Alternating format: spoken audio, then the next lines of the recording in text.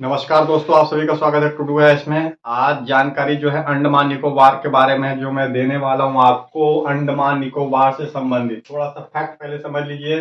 जो अंडमान निकोबार है वो कहाँ पे है।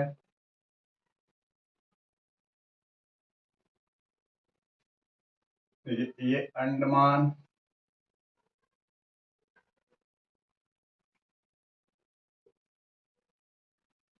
मैप थोड़ा अच्छे से बनाना है। जो अंडमान निकोबार दिखाई दे रहा है आपको, ये है केंद्र शासित प्रदेश है भारत का एक, क्या बोलेंगे, केंद्र शासित यूनियन टेरिटरी है, केंद्र शासित प्रदेश है।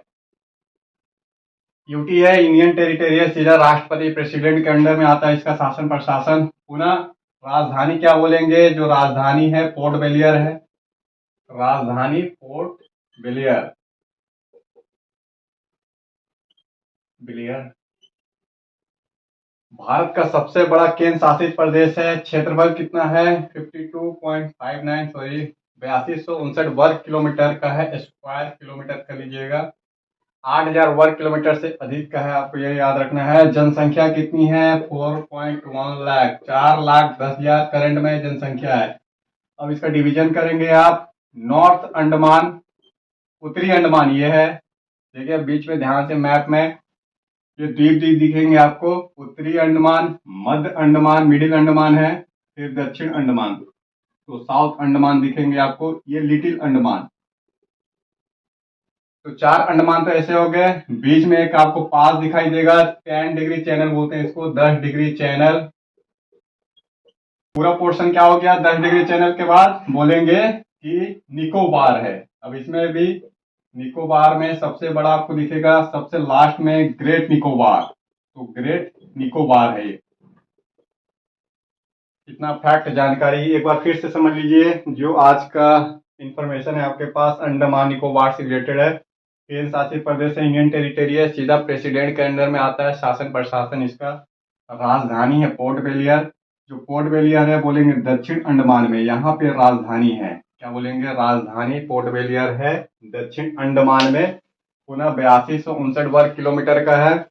4,10,000 जनसंख्या है करंट में। 10 डिग्री चैनल उत्तरी अंडमान को दक्षिण अंडमान से अलग करता है, ये 10 डिग्री चैनल है, ये महत्वपूर्ण है। जो अंडमान है याद रखेंगे, अंडमान निकोबार को अलग कर देता है, निकोबार को। अब यहाँ पे जो निकोबार है इसमें ग्रेट निकोबार नीचे है, ऊपर लिटिल निकोबार, और ये आपका लिटिल अंडमान। तो ये पूरा पोर्शन आपका अंडमान है, और बाकी जो है 10 डिग्री चैनल के दक्षिण में जो भी दिख रहे हैं आपको निकोबार दिखाई दे रहे हैं। बहुत सारे द्वीप से करके आपको दिखाई देंगे। अब यहाँ पे एक और पास है, डंकन पास, अर्थात जो दक्षिण, जो साउथ अंडमान है और लिटिल अंडमान, इसके बीच में आपको दिखाई देगा डंकन पास। तो ये भी क्वेश्चन पूछ सकता है, और 10 डिग्री चैनल के बारे में पूछ लेता है, किसको अलग करते हैं। तो 2 चैनल है, एक है डंकन पास जो अंडमान में ही है लेकिन साउथ अंडमान को लिटिल अंडमान से अलग करता है, और एक है 10 डिग्री चैनल जो निकोबार को अंडमान से अलग कर देता है।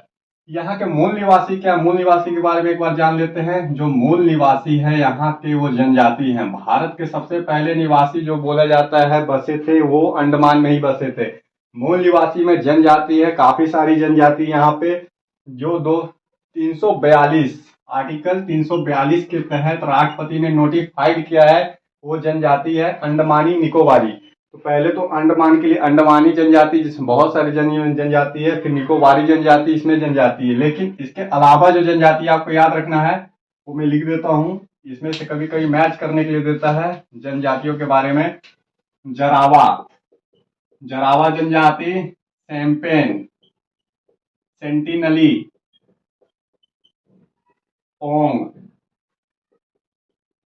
ये पहले 4 जनजाति आपको याद करने होंगे। जरावा जनजाति, सैम्पेन जनजाति, सेंटिनली जनजाति और ओंग जनजाति। तो ये जनजाति है जो नोटिफाइड है 342 के तहत आर्टिकल में। अब मामला क्या है, तो उससे पहले हम एक बार इसका मॉर्फोलॉजी भी समझ लेते हैं थोड़ा सा। एक तो द्वीप है भारत का सबसे बड़ा, देखिए यहाँ पे आपका ऐसे करके ये चले जाते हैं। अंडमान निकोबार जो है एक माउंटेन है, जो माउंटेन है ये डूब गई है सागर में। कौन सा माउंटेन, अराकान योमा पर्वत है, अराकान योमा, ये म्यांमार में आपको दिखाई देगा, जो वेस्टर्न म्यांमार में ऐसे करके हिमालय के साथ ही जुड़ा है। अराकान योमा पर्वत जो है ये बंगाल की खाड़ी में चला गया, अर्थात डूब गया। इसके जो कटक दिखाई दे रहे हैं, जो शिखर है, अर्थात ये वाला शिखर होता है, ये शिखर, तो यही शिखर एक द्वीप के रूप में है। ये द्वीप है, ये द्वीप अंडमान निकोबार है। तो क्या बोलना है आपको, अराकान योमा माउंटेन है जो कि पानी के अंदर चले गए हैं किसी कारण से, या तो समुद्र तल ऊपर उड़ गया या तो समुद्र तल नीचे चले जाए। तो यहाँ पे समुद्र तल ऊपर उड़ गया और रिजल्ट रहा कि अंडमान निकोबार जो है एक कटक है, किसके, अराकान योमा पर्वत के कटक है। और मामला जो अभी का चल रहा है कि यहाँ पे एससी की अभी तक काउंटिंग नहीं की गई है, जनगणना। जो अंडमान निकोबार है यहाँ पे एससी नहीं है, अभी तक नोटिफाइड भी नहीं किए गए हैं। और एससी यहाँ पे कब से आ रहे हैं, कौन है एससी, इसके बारे में भी कोई जानकारी नहीं है। तो एससी कमीशन है जो 338 में एससी कमीशन बनाया गया है, आर्टिकल के अंदर 338 एसटी कमीशन बनाया गया है। तो अभी तक यहाँ पे एससी, एक भी एससी को क्लासिफाइड नहीं किया गया है।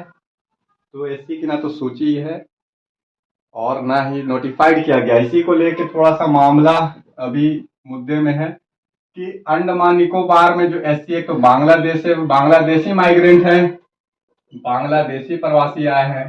तो प्रवासी ये है एससी, या फिर इस साइड से तमिलनाडु से, केरल से और आपके आंध्र प्रदेश से जो गए हुए एससी है वो है। तो जो शेड्यूल कास्ट में आने वाले लोग हैं उनको किसी भी तरीके से जो सरकार के कल्याणकारी योजना है, जो एससीओ के लिए चलाए जा रहे हैं वेलफेयर स्कीम, यहाँ के निवासियों को नहीं मिल रहा है, क्योंकि ये भी नहीं पता है जनसंख्या कितनी है एससी की, ना तो नोटिफाइड किया, नहीं क्लासिफाई किया गया है। प्लस बांग्लादेशी प्रवासियों को ही एससी मान लिया गया है कि अलग से रखा गया है, उन्हें मूल निवासी माना जाए। इसमें थोड़ा सा मामला आ रहा है। इसके लिए काफी सारे सांसद सदस्य भी गए थे, इसी साल विजिट किए थे इसको, एससीओ को वेलफेयर स्कीम के तहत लाने के लिए कि सरकार कैसे भी लाए एससी को। तो अब देखना है कि यहाँ पे एससी की जनसंख्या कितनी है। 4,10,000 टोटल जनसंख्या है करंट में। वैसे भी जो जनगणना हुई थी लाख 2011 हुआ था, उसके बाद से अभी तक जनगणना का पता नहीं कि कितनी जनसंख्या वास्तविक रूप में है। जो अवेलेबल डाटा था उस हिसाब से 4,10,000 जनसंख्या है।